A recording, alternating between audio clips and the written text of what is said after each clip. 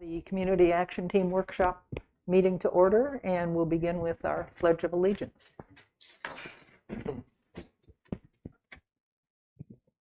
I pledge allegiance to the flag of the United States of America, and to the republic for which it stands, one nation, under God, indivisible, with liberty and justice for all.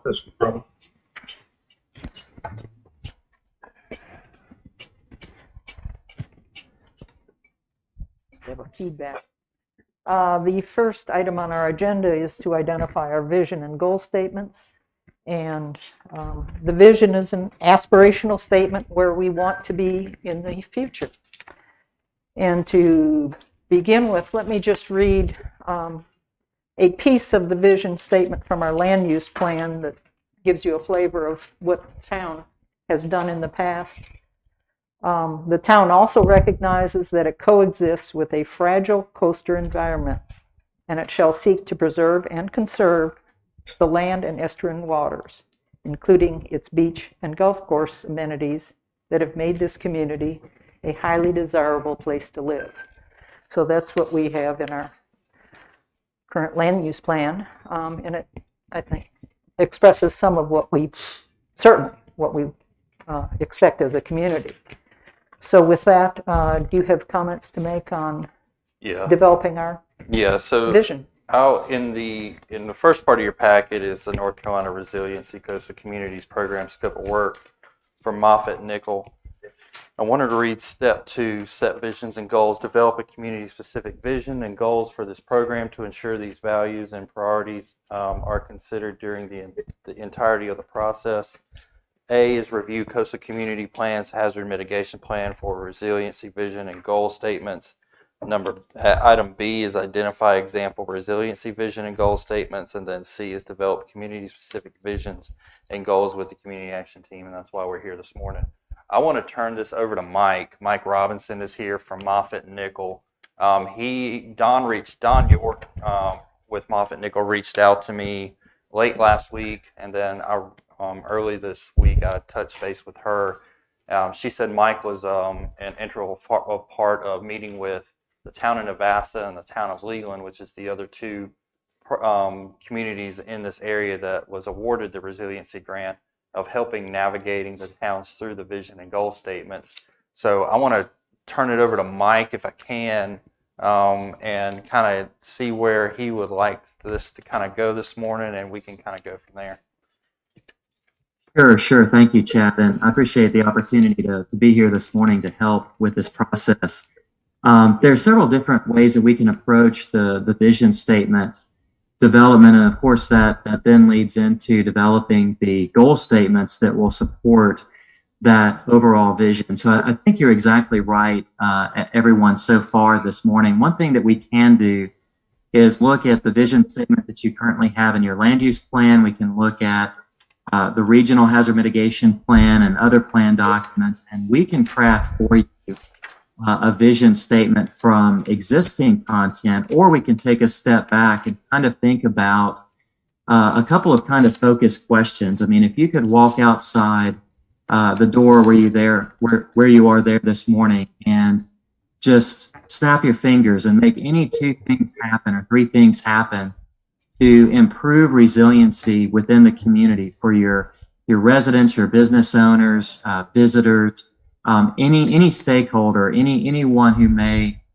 benefit from the resilience of the community, what would those things be, and how would we sort of capture that in the vision that you would have for the community, not just today, looking at today's conditions and today's opportunities and challenges, but also looking at the future, looking at tomorrow, whether that's 25 years down the road, 50 years down the road, et cetera, thinking about changing conditions, whether it's changing hazard risk, changing development, changes in population growth, whether it's plus or minus, all those types of things. What would if you could take a step back, what would your vision for the community be today? And if we want to talk about that, I can take notes and listen for keywords and the things that sort of come out of that discussion. We can even go around if you'd like, from left to right or right to left and kind of hear everyone's thoughts on, what is important for the vision of the community. Again, kind of looking at it through the lens of resiliency. And of course, even with that, there are a couple of things to think about. We're kind of focusing on the flood hazard and flood risk and hurricanes and severe storms with heavy rainfall. But you also have other factors of resiliency as well. The economy, the health and safety and well-being of the residents, equity, looking at maybe underserved populations or neighborhoods. So there's a lot that we can put into this vision statement to really capture where you want to go as a community in terms of resiliency. Does that make sense? Does that help a little bit, put things into context? Yeah, I think so. One of the things that might just kind of get you up to speed on what the community action team did, we split up into, we have 7 members and then 1 guest member, and we have split up into teams of 4, so 2-person teams.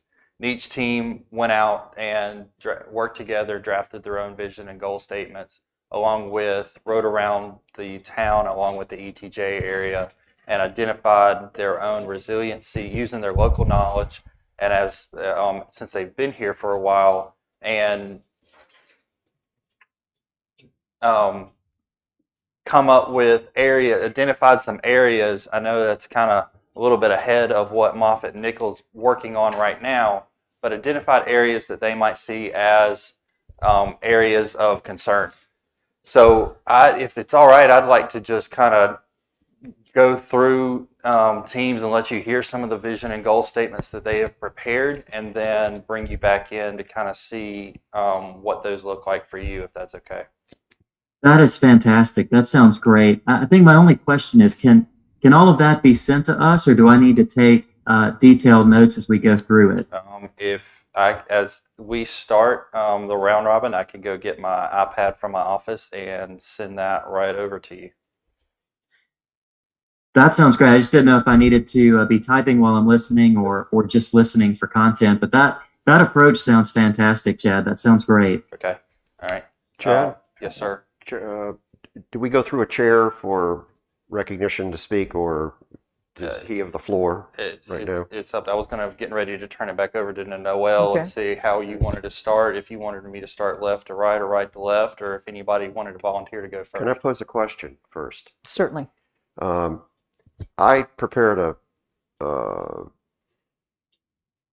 vision and goal statement and sent it to you. Mm-hmm. I've not received one from any of the other CAT members, but I'm sure they've sent them to you, or at least I believe they have. Everything that you have is what I received. Our team, for example, In that did not packet. do a vision and goal. We simply went through the community and Okay. looked at where we thought there were issues that we should think of addressing. Because if there were others, I would have liked to have seen them, because I could say, hey, that's a good idea, or that's better than the way I had thought about it. Right. Right now, Yeah. we're cold. Yeah, so you have everything that I received as of Monday. Can I ask another question? There's a thing in our packet that says proposed vision statement. Where did that come from? The step 2 vision and goals. It's a one sheet of paper that Yeah. says proposed Proposed vision vision and goals, which Mhm. She pulled after that. This was last week. Okay. I did not understand you guys didn't take the ball and run with it, so I was trying to help. Trying to help, hopefully, if you don't. Please get it. Thank you. well, everything's helpful. I just didn't know the source in it, and the source is thought it was important. Chad. I didn't know if it came from staff in general, if it came from Moffitt Nichols, or if it came from somebody else on the committee. Okay. I'm done. Okay. With that, then I suggest. I didn't hear what Jack said. Where did that come from? So the one-page vision statement, here I am talking to the mic, I'm wearing one. The one-page vision statement and goal statement that Mr. Larkin is referring to came from Mr. Hobbs, our town administrator. Okay. Okay, with that, I suggest we ask each individual or two-person, speaking for a two-person team, to make comments on what you propose to incorporate into this 10-year aspirational vision. So we'll start on the left. Ron's happy to go first, Team 1, and John is the other Team 1 member on Zoom. Add a little more insult and confusion here. I did prepare a vision statement. I shared it with John.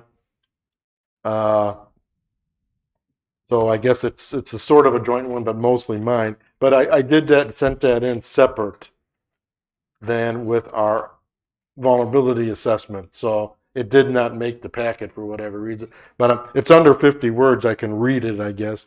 It won't take that long. And there should be copies electronically in the town here someplace, because it was a separate email, because I wasn't sure we were supposed to do a vision statement. And I don't know, John can then comment afterwards if he thought it was okay or not, because I shared it with John, I think, when we met, right? Yes, you did. So what I wrote was create a hazard mitigation and disaster resilience mindset that saves and protects the lives and livelihoods of all people, property, and natural ecosystems in the town of Sunset Beach, period. Continually prepare and execute plans, actions, and projects that will substantially enhance the capability of the town of Sunset Beach to sustain itself during a disaster event and to rapidly return to normality after a disaster event. And I wrote that it's sort of broad because that's what I view a vision statement to be. And because in my mind, you have a vision statement that flows to goals, that flows to objectives, that flows to action items and projects. So because I didn't know if this vision statement was acceptable to anybody, I didn't actually take any of the next steps. So, John, you can comment on it. That's where I am on it. And John, if you want to comment, proceed before we pass it to Team 2. Okay. I think what Ron put together is very good. I also think that the sheet of paper we have in our packet with the proposed vision statement and proposed goals, I think those are good too. And it was my understanding that we were going to kind of work together to take parts of what everybody created and put it into one final plan. So I think we have two good examples here to work with.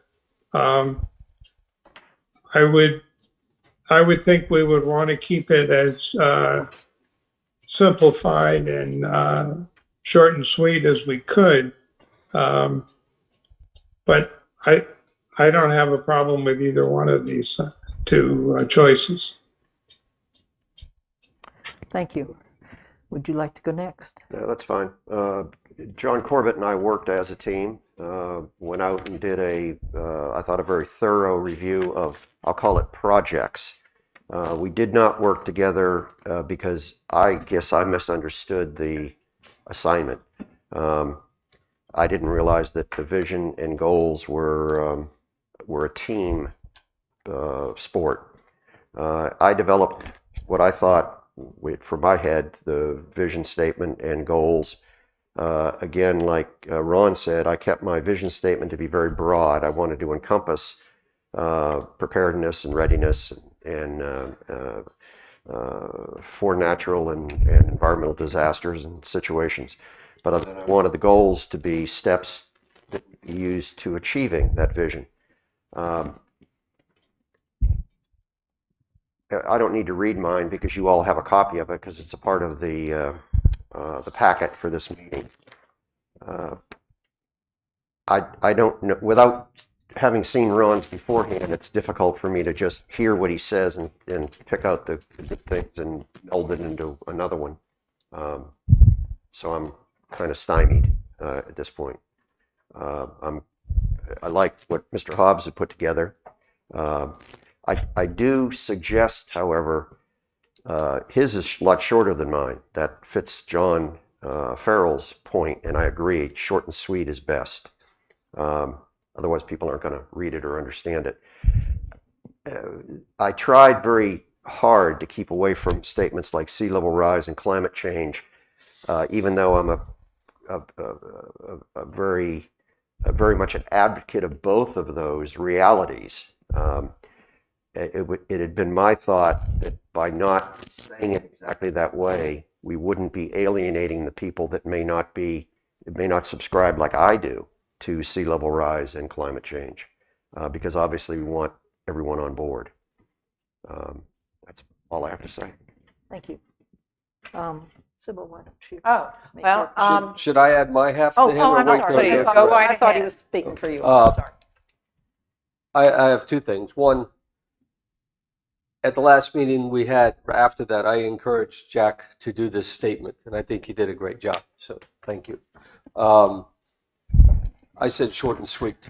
My vision, resilience vision and goal, vision is enable Sunset Beach to survive, recover, and move forward. Then you add details after that. But that's sort of, when I said short and sweet, I mean short and sweet. That's exactly what I did. And have never having written a vision statement before in my life. I taught school. You know, we didn't do vision statements. We just worked. But I came up with providing a safer environment, not only for Sunset Beach residents, but protecting the community as a whole. Short and sweet. Short and sweet. Yeah. Okay, how's it going? Okay, and I worked with Katie Havermill, and we did not draft a vision statement. We simply went out and looked at issues that we saw around the community. So I have nothing to contribute as far as a written vision statement at this point, but I would agree. I would like to avoid the challenges of sea level rise as part of the statement for some of the reasons you just enumerated. And while I'd like it short and sweet, I think you captured a lot in yours, Ron, that we want to capture as far as where we want to be as a community. So some combination between those two, perhaps. Katie, do you have any comments you wish to add as a community member?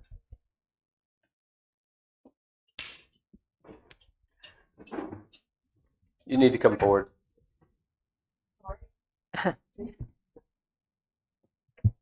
That microphone's off, though, I think, isn't it? Oh, it is.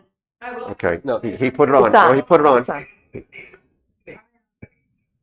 I just think, yeah, I wasn't Yeah, aware that. s- I speak missed into that the bit. mic. I missed that bit about the vision statement also, but I would, as we were driving around, one of the key things we talked about was the importance of maintaining communications during an event, and that's just so incredibly important. And realizing that communication, the maintenance of communications, and out of the town's control. I still think this committee ought to be tuned in to emphasizing how important that is to Moffett and Nichols, and have in the plan for maintaining resilience is what steps do we need to take to communicate with the county and the services to have good communications. And another thing that's not really under Moffett and Nichols' control is when we have an event.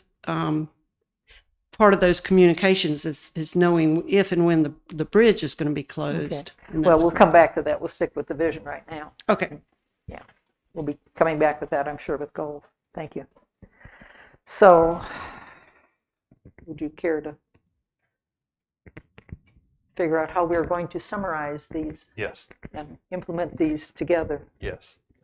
Mike, as you listen to that, and I sent you the email, can I get what are your thoughts and on what you're hearing in the packet that I sent you? Sure. So everything sounds great so far, and as you've been speaking, I've been typing down kind of my own keywords based on what I've been hearing, and kind of looking at what is sort of floating to the surface with that. I think one thing that I'd like to go back and sort of double check. I know a couple of the teams that went out said that they focused a little bit more on project ideas and maybe some things that are a little bit more into the weeds, so to speak, or a little bit further down the road. I think the only thing that I want to do real quick, if it's okay, can we circle back to those ideas? And let me just ask the question, did you see anything in the field as you were as you were driving through the community or exploring the community that you think needs to be rolled up and incorporated in the vision statement, even if it was a specific project? Like I'm hearing the question about the bridge closure. That could tie into evacuation planning. Is something like that sort of high level? Are there any project ideas that would kind of float up and lend to sort of a high level concept that we would want to also consider as part of the vision statement? Does that make sense, Chad? Yeah, so one of the questions, I'll have a follow-up for you to kind of get the community action team to use, take their ideas, but also incorporate this in as well, is a question for you. Some of this gets into emergency operations center and emergency operating procedures that is more on a staff level, and working with the community to get that out. How much do those mirror each other with what we're trying to do this morning? Right. That's a fantastic question. And, if we were looking at, for example, a local hazard mitigation plan or hazard mitigation plan update, you're exactly right. I mean, a lot of times those different plans happen to some extent in different silos. You have emergency management plans, you have community plans, land use and zoning and that type of thing. You have the hazard mitigation plan. You have all these different plans. But I think the interesting thing about this being more of a resiliency plan and more of an overall community resilience, it's sort of overarching, it's holistic. I think that what we're doing here should include a little bit of all of that. And so I think that it is okay to reference emergency management or evacuation planning because that's part of overall community resilience. But I think the understanding would need to be that as we draft all of this and put all this together, we would be adopting a lot of the detail by reference. So we wouldn't be, copying and pasting everything from an emergency operations plan into this, but we could have footnotes and references that would say we want to acknowledge and recognize this as a part of resiliency, but for more information on how this is executed or whatever, please refer to this document adopted, this date and time by this department or whoever the owner of that plan or that policy or that ordinance is. So does that sort of answer the question, Chad? Yes, sir. And just to kind of catch the rest of the people viewing and the community action team, I know staff has emergency operating procedures. As of right now, we have been very fortunate to not have to activate them this year. But I know staff works with fire and police as far as communication on that procedure. Also works with the county, and then also works with getting that information out to the public is a big part of that as well. My experience in other municipalities has been how to make sure fire and police can communicate with each other when comms goes down at times, because we all know that can happen pretty quickly.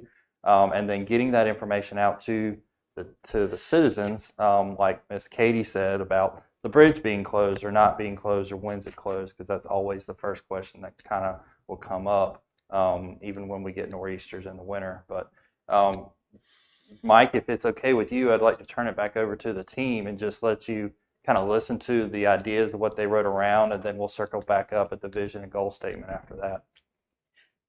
That sounds great. And I just want to echo some comments I heard just a few minutes ago. The gentleman that expressed this was exactly right. The vision statement is supposed to lead into, and you go from that into the goal statements and then objectives if we choose to have objectives, and then it drills down to action. So you're exactly right. There is a logical progression. And so anything that we hear today, if it is just a little bit further down the road, that's okay. We can still capture it at this point, kind of factor it into the higher levels where we can. But that's exactly right. We started sort of this highest level with the vision statement, and then the goal statement sort of break that down and support the vision and sort of make things a little bit more manageable. We could use objectives to break up the goals if that helps make things more manageable or helps to present them or explain them. But then the actions get down to, what are we actually going to do? What are the exact, projects or activities, the specific buildings or bridges that we're going to look at. So that logic that you have is exactly correct as to how this is supposed to sort of play out. So just with that, yeah, I'm happy to continue to listen and take notes. Well, do you know where we started at? You're suggesting that we go around again and Go talk around and about see- but not in specifics, but, I Yes. mean, we don't want to say the road on Correct. highway such and such at this road marker. We Right. want to, in general, the issues that we see. Mike, do you want more general or do you want specifics?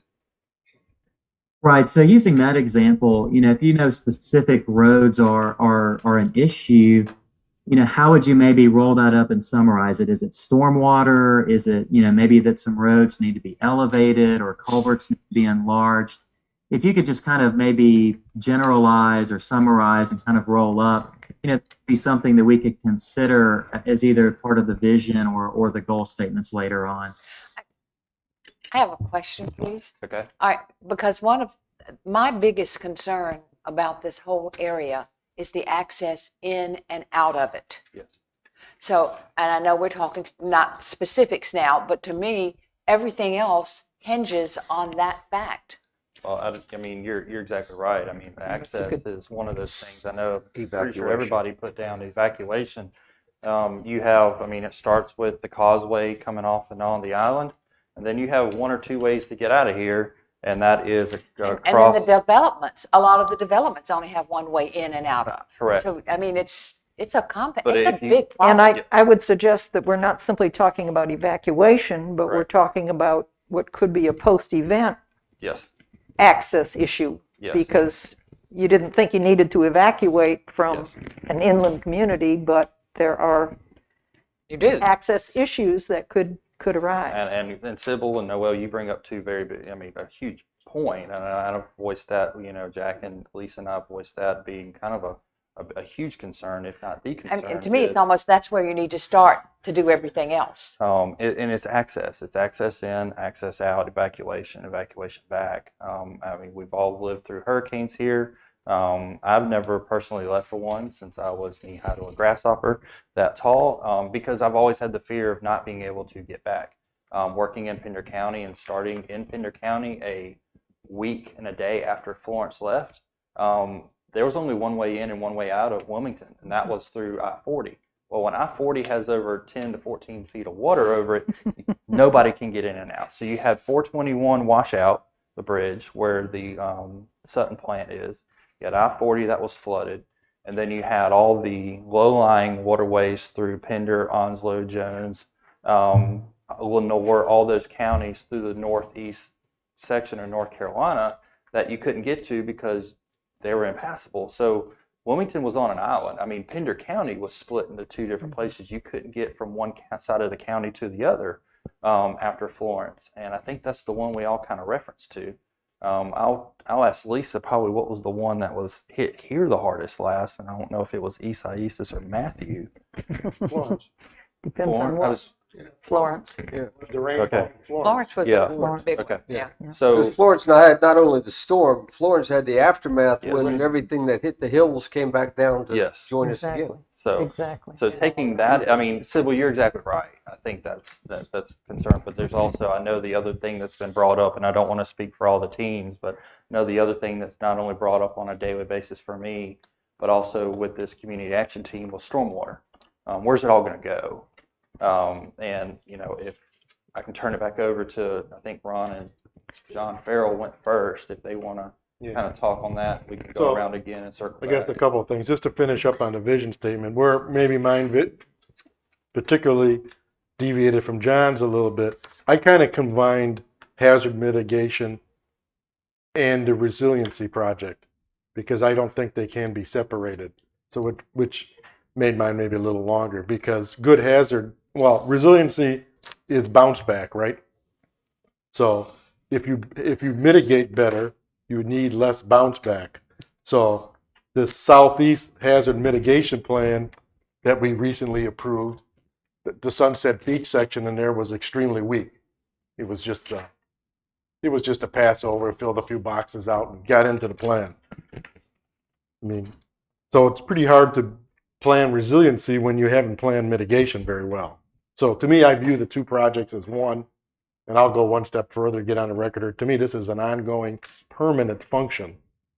It's not to be done in February and stop, because you're never going to get anything done unless it's a continual cross-functional, from a business standpoint of how these projects, it's a continual cross-functional project team, task force, whatever you want to call it, that never stops working on this stuff because things change continually. Now on the hazard mitigation, myself and John, well, initially we broke up on our own and went around the town and started putting our list together, and then we met together later to look at our list. What happened in the interim is John was smart enough to look at the RCCP handbook and see that they had a bit of a template in there on how to do this risk and vulnerability assessment at step 5. I did look at the handbook on my end, but I kind of created my own template, which didn't make the printout, where I identified these vulnerabilities. So we had slightly two different approaches with a lot of overlaps. I guess to something we talked about, or Mike was talking about, the first thing I did was set up a bunch of what I called critical assets categories. One being early warning system, group 2 being transportation, evacuation, return routes, which we talked about. Group 3 being residential infrastructure and vulnerable communities. Group 4 being commercial infrastructure. Group 5 being government infrastructure, and Group 6 being medical infrastructure, and Group 7 being religious infrastructure. So once I set up the category, then I started to identify the vulnerabilities, and that was just by either things that I knew, like some things I knew, like I can't hear the tornado warning siren in my end of the town, and I knew that the Doppler radar were in a blind spot, and I did some research to verify that. And otherwise, I drove around and identified the vulnerabilities. And then sort of very close to what John did is you then have to pick what hazard affects these assets. You know, is it a tornado? Is it a storm? Is it a flood? Is it a tsunami? Is it a whatever wind event? So, and then what would the failure of that be? So you have this table. People can't see it, of course. And this table goes out pretty far. And again, trying to flow from vision to goal to objective to action item on who has control and what can be done. So I guess I don't know how this moves forward. I mean, I know how I would have done it using hindsight. The template should have been probably developed first and then filled out. Now we have 4 different versions of the same thing. I don't know who's going to sort this out. Because there's a lot of overlap. By reading Mr. Larkins and Mr. Corey, reading there's a lot of things that are the same, worded maybe slightly different, and different priorities, but how to get it into one place. You know, and I did request an email, I don't know if anyone's seen it, that when I sent it through, one of the questions was, does Moffitt and Nickel have a template that they complete to do this, that we could have just filled out, or at least use as a basis to fill out? Because, I mean, John's Barrow's method is good here. Obviously, I invented mine, so there's, you know, pride of authorship in that one that I think flows really well. These guys, a text-rated one was good. I mean, the question is in my mind, how to get this all into one place in one format. So you're looking at one list that's not duplicate, that then can be prioritized. I don't know how we're going to do it. I mean, because we have all the items now, but we don't have one way. And this open meeting thing is like a disaster to this type of project, that only 2 people can look at something at one time. When in the private sector, if you got a project team doing something, they're sharing stuff all the time, all the group. So I'm not sure how that's probably impossible to get around, but it's a really speed bump in the road to these type of projects, is that the whole group can't share all the items and discussion at all times, either through whatever method you use. There are different team project methods that are available. Moffitt and Nickel probably has their own, but So we have a lot of good items here that Team One did. Happy to share it with the group in any way possible. And it does line up with a lot of everybody else's stuff. So I'll give the floor time to the other groups to talk. Unless Okay. John, if you have additional comments, and then we'll pass it on. Well, the template in the planning handbook is meant to go along with use of the ArcGIS system. And this is we asked Chad the question if the town used the ArcGIS system to map all of its information. And it sounded like the answer was it's something that's available and being worked on, but it's not in use yet. If I have that wrong, please correct me. But I didn't see that any of the other towns really used that ArcGIS system the way the planning handbook seemed to indicate it should be used. So I'll ask the question of Moffett and Nickel. And is the planning handbook being followed strictly? Because in step 5, it said there is a minimum requirement to use the ArcGIS system to map out all of the vulnerabilities and critical assets.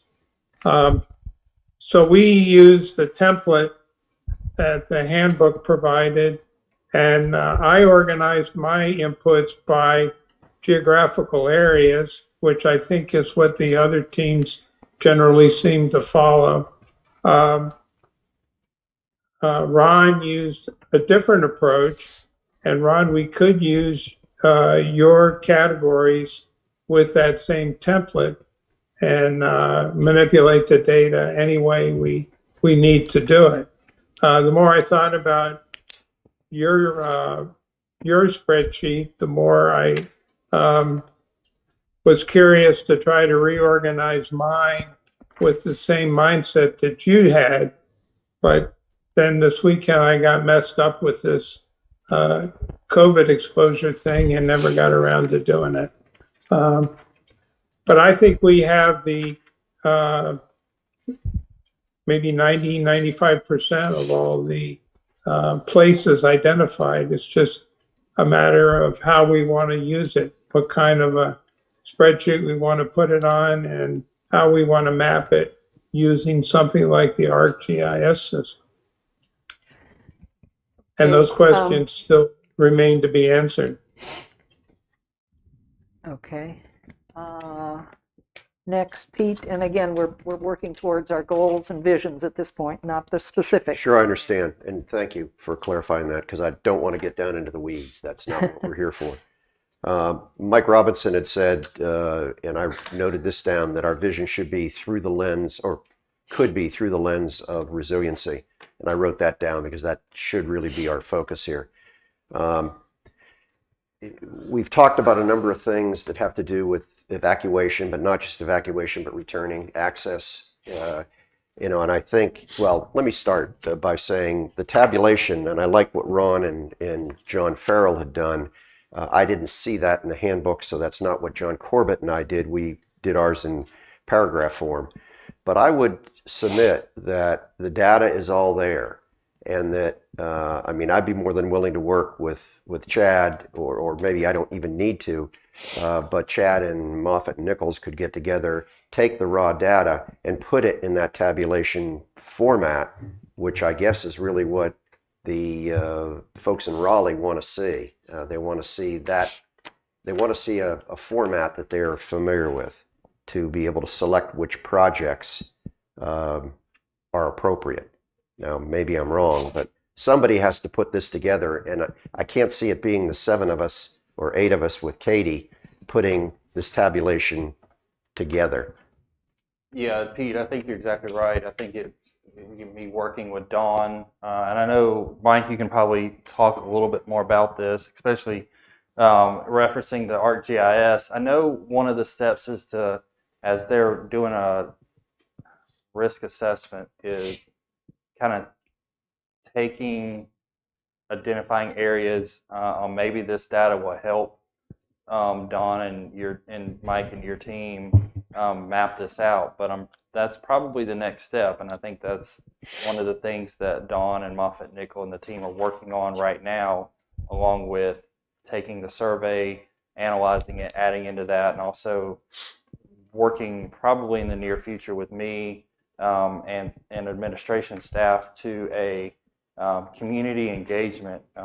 If I'm not mistaken, Mike, can you touch on a little bit of that?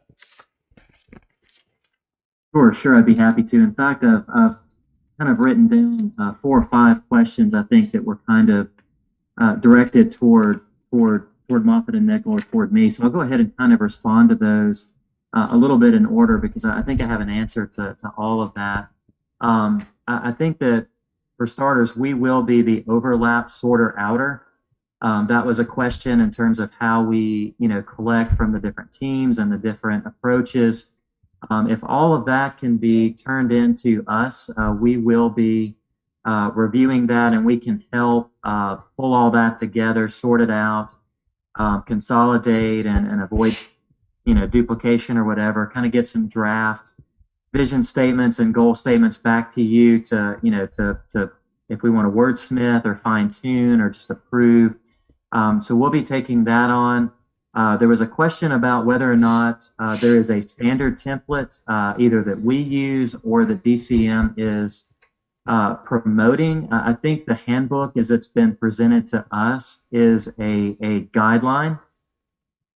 I know that in some places, as John pointed out, it does talk about minimum requirements or expectations, but we are not using a set template for every community that we're working with. And from what I understand, through DCM and from other contractors, communities are not all doing the exact same thing with this. They're not all using the exact same template or approach. And part of that is because of some of what we're talking about. Some communities have more GIS capability than others. Some have more GIS data than others. Some have no GIS data. Some already have vision statements from other plans. Some are just at different, points in their community planning. So, it's kind of hard to, kind of have a template or a standard approach that will work for everyone. So I think that variety or that tailoring, that customizing is good. And I think, again, we can, if y'all want to decide which approach you think is best as a group, and then we can kind of follow that, or I'm listening this morning, I'm certainly going to share all of this with Dawn and the rest of the team, and we can kind of decide. But part of what I'm hearing as well that's very encouraging is that you do have a lot of this already identified in terms of problem areas and projects. So that is going to make things a lot easier. And that kind of segues into the GIS question.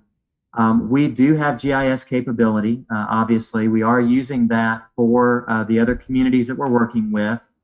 We are collecting whatever local, county, regional, state, national, or federal data is available in GIS. And we do like to start at the lowest level, because usually, a lot of times when you have maybe more accurate than what may be available, for example, at the state or national level. But if it's the other way around, that's fine too. But we can work through, kind of this data collection process. And I know we've already started that. We've been working with that. But you can certainly help guide us in that. So we have the data. But if you guide us towards specific neighborhoods, specific problem areas, specific roads, then we can do the mapping. We can do the GIS analysis. We can create the tables and, the calculations, and, we can compare the FEMA flood data with the NOAA flood data, with your building footprints or your parcel data, or just where you point on a map and say, here, we're worried about this. We can find ways in GIS to circle that, highlight that, present that so that we do meet DCM's expectations. If you don't have that capability, again, we've got the GIS people that are doing that. We have 2 for sure, and then we can pull others into this as needed. So, again, with that, I think that it all kind of ties together. I think it is just going to take, as Chad said, a little bit of time on our end with Dawn and the rest of the team to kind of go through everything and kind of get everything, propose an approach. We do want to follow the handbook because this is DCM's project. They're paying us to, follow through the process. But, I don't think that we have to follow that to the point that it doesn't make sense. So again, if you have something better, a better approach, I think we want to yield to what the community wants to do with this, following the intent of the program. Does that make sense? Others? Sure. Yeah. Yes, it does. Okay. Okay, then, John, you want to make comments about goals and vision? Okay, real leading to quickly, vision? what Pete and I did was probably including going out to the long range. We figured we'd go through and survey and try to identify everything that we could find in the town and our surroundings that could be a problem. Some of them are long-term solutions, some of them are short-term solutions, and I think they actually fit in terms of data, either being crammed into Noel and Katie's verbal framework or John and Ron's chart that's there. We've all kind of complemented each other, I think, in terms of what's going on. My thought's just to go a slight bit beyond there, knowing when we get through to February, we actually have zeroed down to a couple projects. My thoughts were also to have a work list for the town to consider in the future. If there's other future grant opportunities or other funding opportunities or other development infrastructure repair opportunities. And a good step for us would have been to take and to go just a little bit further and break it down into the categories that Noel and Katie had: the access, the government functions, the town operations, emergency services, as they went through there. All are good categories. Those are captured in a chart with what Ron and John did, but I have more trouble, I can track things with the chart, but I am better with the concepts when we're kind of put in the categories. So I kind of like to see them sort of melded together. But With the point being, and yours fits into that also, when you look at ETJ and the parts of it there. So I think one of the types of things that we need to do in terms of melding all of this together is sort of coming up with a sense of what do we think the real critical priorities that we should be able to start focusing, included as we go through this process and work on it. So that's. But aren't we today, right now? I mean, all of this is wonderful, and I think everybody's done a fantastic job. But isn't our goal today to come up with our vision statement? Isn't that what we need to do before we start getting into these other, how we're going to accomplish it? Yeah, we did knowingly jump the gun on this. Yeah, well, I mean, with the so- projects, But, I mean, this is what we need to do first. Yes. Yes. And I am on. Okay. So I was kind of looking at that as we were finishing up with that, and Mike brought up a good point that he was going to take notes and draft up vision and goal statements along with taking the information that I have, making sure I have all of it from Mr. LeBruno. Apparently I missed something, and getting that to you, Mike and Dawn. One of the things I know the community action team is going to wonder where our next meeting might come into play and what that looks like. I was going to suggest, Mike, if you want to and willing to, like you just said, would you be willing to prepare draft statements of the vision and goals, maybe one or two or just one? I know you and Dawn and the rest of the team are working on the GIS stuff, also taking in the analyzation of the surveys that responses that are coming in for that. I don't remember the next time Dawn was going to have something to come down and present to us. I want to say it was in November. Here we are at the beginning of October. I know our next meeting could be the 21st of October. That was when our second planning board meeting would have happened until we went to one. Is that too soon, Mike? Are you going to need more time? What does all this kind of look like?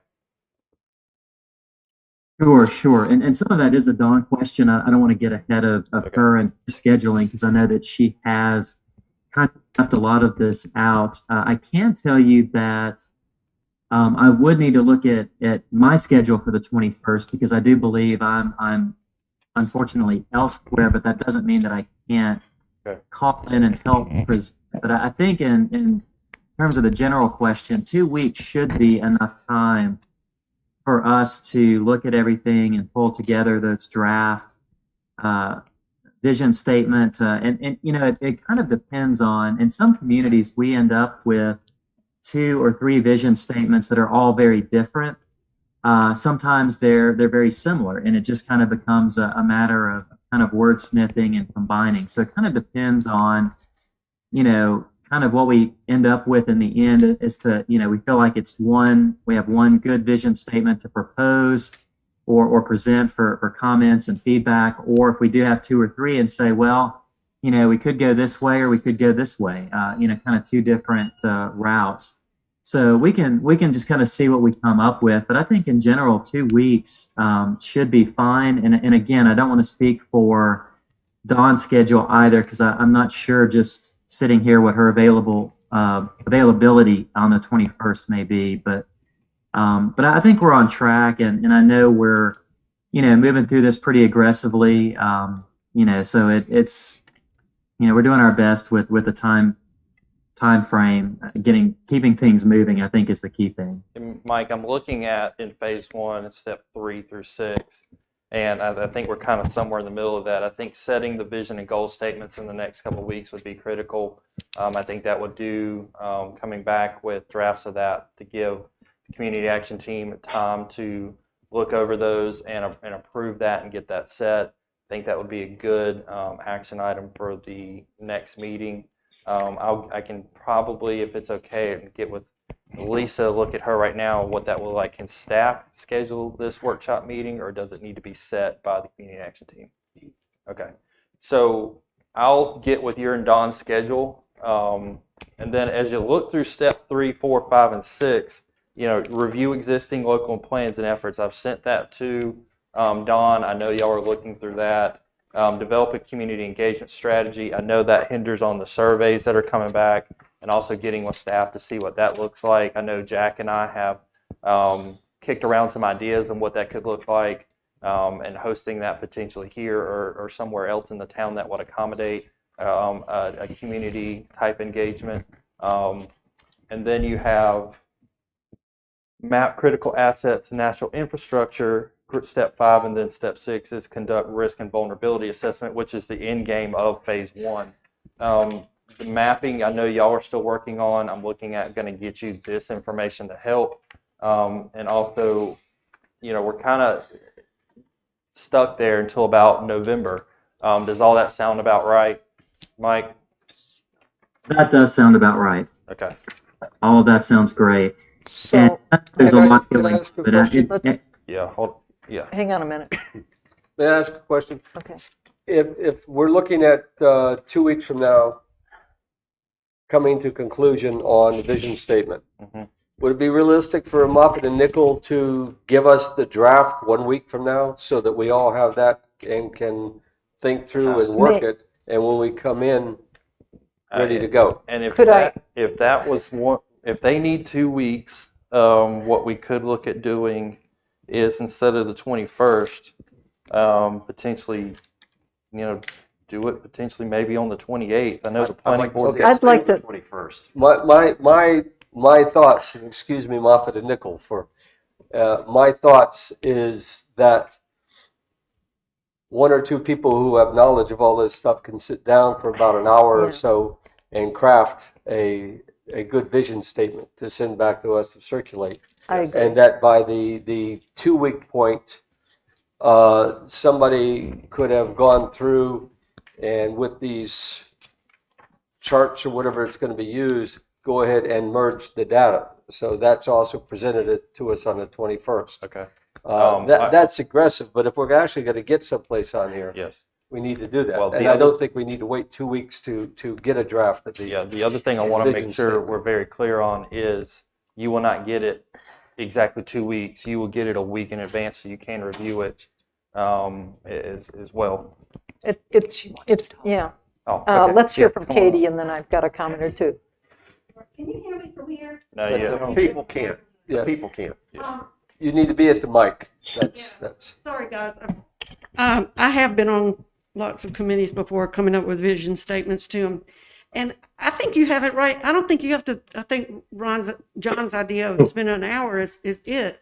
You have you have a great mission statement already that, Ron LeBruno, did you come up with this paragraph, create a hazard mitigation and disaster resilience mindset? Yes. That paragraph? Yeah.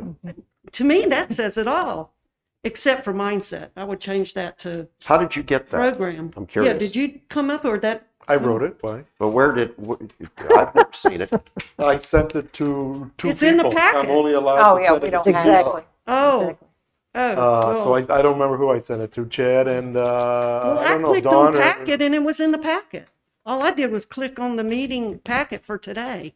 No, I didn't realize, I didn't What? find it in there. Where- But anyway, Anyway, Anyway, moving forward. Ron LeBruno has come up with a great mission statement, and Pete Larkin has, in his goals that he came up with, seem to go in line with that.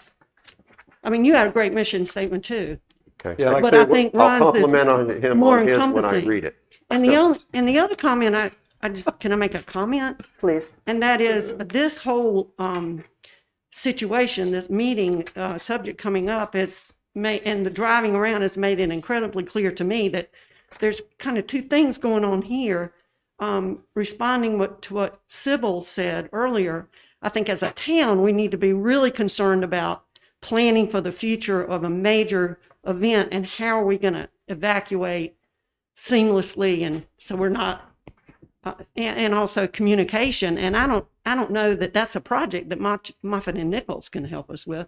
I mean, are we creating projects, building projects to create resilience so that the impact is lessened, and therefore we're making projects for Moffitt and Nichols? But at the same time, we need to think ahead for the town, the things the town needs to do to make to be resilient and be able to pop back after a major commitment. Because when it's said and done, if we have another event as bad or worse than Hazel, doesn't matter what projects are done, it might all be gone, but we need to save lives as much as possible. Thank you. well, Does that make sense? let me first answer your question. Okay. Yes, I wrote this from scratch. And two, I agree with you. I struggled over the mindset word myself. I couldn't come up, what I was trying to do, and my fear of this whole thing is, it comes to an end and it's over. And I don't believe that that's the right approach to this. I believe this should be a continuous process, cross-functional, to the departments and planning board and ERC, whatever. That this is not over in February. But I think that's what's going to happen, just like the hazard mitigation thing that we just did. We approved it, we sent it to council, they approve it. Is it ever going to be looked at again until the next 5-year time come up? I have no confidence that that's true. Might be looked at. So that's how you came up with So the I mindset. tried to come up with a word that would say that this is an ongoing commitment from the town to always be working on hazard mitigation and resiliency. To me, the two go together. You try to mitigate hazards that you can foresee, which you can't foresee everything, as we all recently know, to the best of your ability. And when that gets overwhelmed by an event, which it's going to happen, what do you do so that you can bounce back? That, in my mind, that's resiliency, as quick as you can, with as least death, injury, loss of property, etc. That's what I tried to write into that statement. And I did struggle. If you got a better word than mindset, I'm happy to. I couldn't come up with a word that kind of gave the vision that this is a continuous commitment, maybe commitment is better, process that we're always going to be doing. But maybe we're not, I guess, is the question. So What that's I I've tried to come up heard with. from everybody talking in the last two sessions is that nobody argues with that that this is, we're part of this will be accomplished with the assistance of Moffett and Nickel, but we're laying out a menu and a program for the future that we should be continue to follow. So that I think we kind of, and my We're all in my agreement on interpretation, that. what everybody Yeah. says, we agree with that. But think Ron so. is exactly think so. right. The wording is critical because you do want to make sure everybody understands that Yeah. we don't want to reinvent the wheel every couple of years. Exactly. Okay, so your suggestion is that Moffett Nichols does a draft of our vision statement that we're coming up with very Yeah, slowly, and I'm just saying, I or think would it be more? I'm speaking to Chad, if you would. Or would it be more efficient if maybe two members? We've got several drafts here. We've got some excellent sentences and ideas. What if two members got together and worked together on a draft? I live in fear that it'll come back at the next meeting and we're all I redrafting it would go again along the lines of two members working on this in the next couple of days. and flip it. to Let Moffett. staff see it, send it to Moffett and Nickel, and Moffett and Nickel in a week send it back with any tweaks that they have, so that we probably have something good to work with to make a decision So on. we're on the pretty close 21st to it when we meet come. again. Yeah. So we're not going through a whole nother meeting digesting it. So And you have a wonderful short vision statement. You have a very comprehensive vision statement. Could I suggest the two of you work together? I would suggest Pete and Ron. Okay, work Pete together. and Ron. Fine. I like Katie. I like what she said, and I think her viewpoint is Well, important in this. then the three of you, and that's fine. Well, Katie's Can- not, can Katie's I- Not a member of this committee, Katie's a citizen representative, so she fits in fine. so Right, Lisa? we would be safe with a threesome. However your schedule. I It can't was a respond. soft knock. I can't if you respond. include me, it won't take 30 minutes because I think what they have is pretty comprehensive together. I'm, Okay, I'm for that. hey, works for me. But that's just I'll my just hang opinion. around today, so. is that agreeable for the, It's agreeable with me. Can I make a motion? Or would that be appropriate or Do we not? need a Give me just a motion, second. or- Let me wrap my head around everything and get Mike to weigh in on this. So we're going to have, what was it? Pete, Ron, and Katie work on a vision and goal statement on behalf of the community action team. Is that correct? Is that what we just decided? taking far. all of I don't what's think here Pete's- today? I'm willing to stay and work on it today, that's fine, if Katie's willing to stay. All right. Do we have a date set to when we're going to get that into me by? We stay 48 hours. tomorrow. 48 hours, because 48 hours. So, I'd like to have the meeting on the 21st and stay on our two-week So- schedule, okay. get it to Moffett Nichols. All right. and So we- Very by good. 8 o'clock Monday morning, you need that, or tomorrow at 12. Katie, can you stay after this meeting? All right.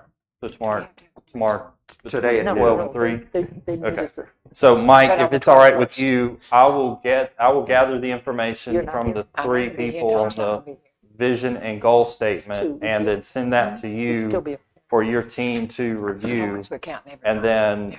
I will work on a date that works for potentially you and or Dawn to present to this. If the 21st doesn't want, I'll set a date somewhere in that week to where we can make this work. Does that sound reasonable? That all sounds great, Chad. All right. Thanks. So the next meeting, Mike, help me out here. Next meeting when we meet the week of the 21st, somewhere around there, we will set the vision and goal statement, move forward. I don't think y'all will be ready to take the information given and have it mapped yet. I think we're still a few weeks away from that, but they can have, you want to review the information and kind of give us a report back on that? Or how do we want to make that work? Sure. I'm sure we can give you some kind of update and preliminary, this is what we have so far. I would have to check with Dawn and Rachel and the others on that part of it to see where they're at and what exactly they're planning to present at the next meeting, but we can do something in that direction, sure. Okay, so we're looking at the week of the 21st. I'll set the date and do an emergency type workshop like we've done before, Lisa, is that correct? So we'll set the vision and goal statement, do any tweaking if that's the case. You will have this, just like we would this packet, you'll have it well in advance so you can review it and then look at a preliminary type presentation from Chad, to be Moffitt. clear, that'll be, we work up Yes, the three of you draft will one. draft It one. goes to Moffett Nichols and they tweak it. Yeah, you'll Send it back to you. No, do the draft one, send it to me. Yes, I will send it to Moffitt Nichols. yes. And then they'll send it back to me in time Yes. for me to put this agenda packet Okay. back together. That's what I meant to say. Yep. Okay. And then they'll also present a kind of a preliminary type presentation, map, whatever it is, on the kind of the vulnerability areas that y'all have identified through the data. I might suggest that in respect for the other people, John Farrell, the other people that won't be in this threesome, that they be informed as we step through the process, and that it be sent to our draft one be sent to them as well. I can to do look that. at. Yep. Yeah. Okay. All right. Question for the short term right now, I don't have my pad or anything. Do either you or have the Word version of mine? If not, can you find the email and send it to Pete and Kate? Yep. So that we have a Word document that we can just work on one of the pads and then send it back to you? Absolutely. Would you I send didn't it bring to it. all of us? Because I haven't seen it. Yeah, I got to go find it. 'Cause It was an I'm just- email, I don't remember what date. It was Okay. after the last meeting. All right. Yeah, Mike, I appreciate everything this morning. I will get this to you shortly. And Mr. Hobbs, sorry. You need the mic, please. Thank you, John. Yeah, You're before Mike leaves, remind everybody that we wanted to have a community meeting. Just want to get a sense on when you thought that might happen, and we'll work to set that up. So I don't know if the October 20 date is going to work with this last meeting schedule or not, but if you could give us a target date to work to, we could do that, and maybe comment whether you'd rather have that in the evening or during the day. Yeah, we do need to decide that. I agree. And to bootstrap onto that, I know that the Survey Monkey is out there now, and the town has sent out notifications to 50,000 people saying it's out there with a link to it, which was great. What is the deadline, Mike Robinson, on the Survey Monkey, or has one been established? I didn't see an end date. I only saw that it was available there now. Because- Right. I don't want to speak for Amanda, our outreach coordinator for this, but as far as I know, there's not a set cutoff for that. I think it sort of depends on, we get to a point we feel like we have adequate responses. If the community wants to send out a reminder, I think that there's some flexibility. So I don't think that there's an exact cutoff time, if that's the question. Well, and I bring that up because I think it would be convenient to be able, when we have our community meeting, to be able to say to the people, this Survey Monkey exists. Because unless they respond to Lisa's tickler right away, they're never going to do the Survey Monkey. They'll forget about it. It'll go into their delete file. My question is, what exactly are we going to do in a community meeting? And who is going to do it?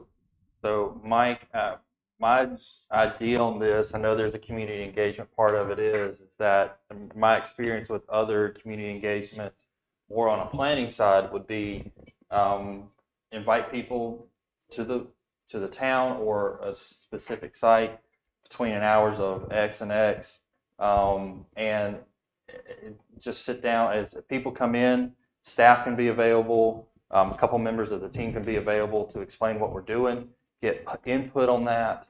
I think Moffitt and Nickel will be a part of that as well.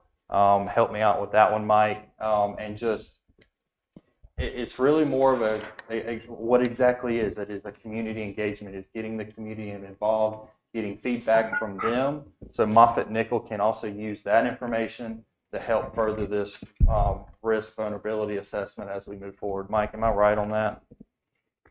Right, that's correct. Yeah, it's pretty much an open house for this event. And what So that would be here?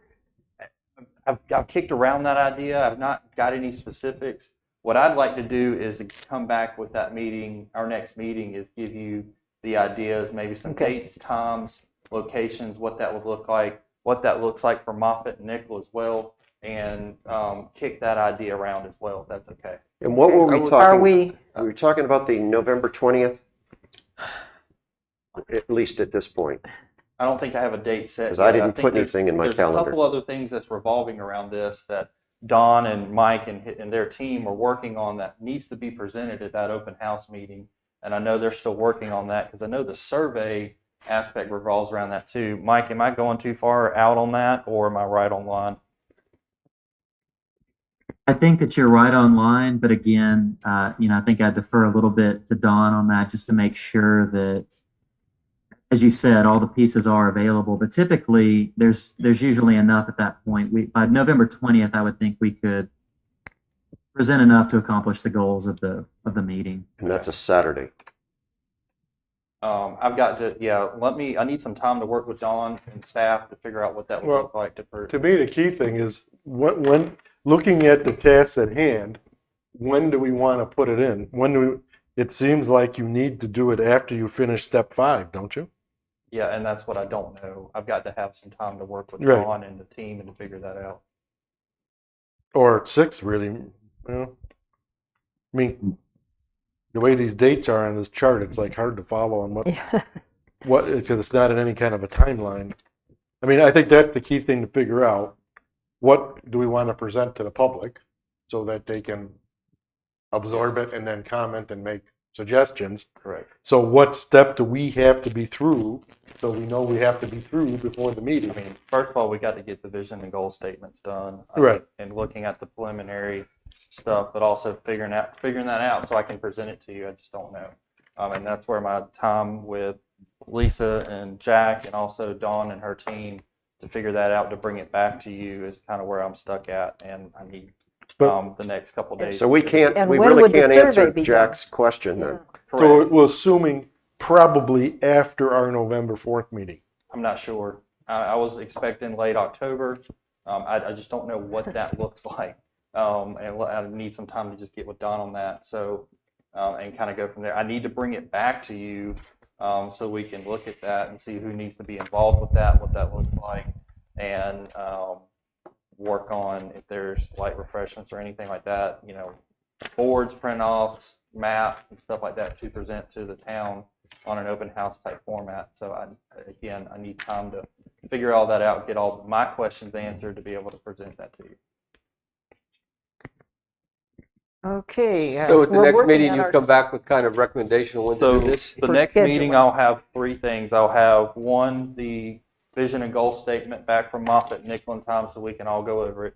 I'll have the Moffett Nickel presentation on the data, kind of a preliminary data type thing, what Mike was just talking about. And then the third thing will be looking at where we're at near the community engagement part and what that looks like moving forward with a date, ideas, times, and location.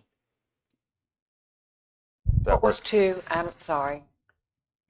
So October 20th is not likely as a community I just engagement don't day. know how to At this set point, that. it's pretty much off the book, so as we are planning. It could Number be, 2 is compiling the gap.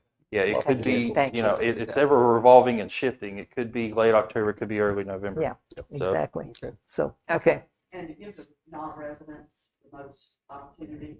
You're Good gonna point. Be closer to Thanksgiving, that's when people will be down, go right at their homes. Good. Definitely will happen. that's a good point. That's a good point. Thank you. All right, so that's all I have. Mike, again, I thank you for everything. And I will be in touch with you and Dawn over the next few days to get that information to you. That way y'all have ample time to present something back. Oh, good. Happy to help. All right, thank you. Okay, any other comments from concerns, questions? Just the future meeting, to set that. 10/21, right? I'm going to set it. I'll Well, we're tentative. Alan, I'll work with staff and Dawn and make sure if Dawn and Mike can't meet on the 21st, that presents kind of an issue. So let me get with their schedule and I will set that meeting because, next week will be when we have to kind of advertise for that. So you'll know pretty shortly when that's going to Okay. happen. Okay. Okay, any other? Okay, Thank you. motion to adjourn? So moved. Second? All in favor? Aye. Thanks, Mike. Thank you for